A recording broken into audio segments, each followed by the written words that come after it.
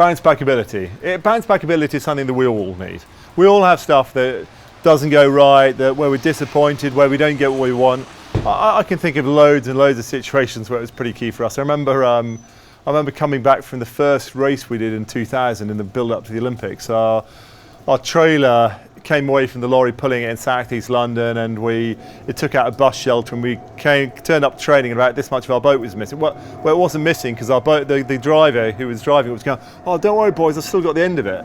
That's something we had to bounce back from, knowing we had no boat to race in. In the heat of the Olympics, the plan was to win the heat and go on and win the final. We lost the heat, we got thrashed by the Aussies, and we had to bounce back immediately. We had a day until our next race, and we had to get back on the case absolutely immediately.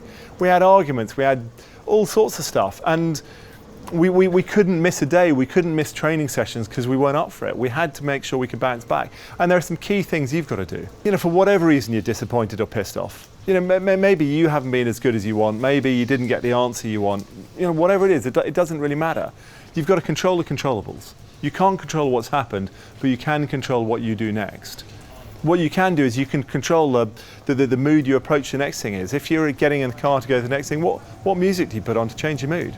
You know, what things can you do to get yourself back fired up the way you want, the way you need to be for the next call?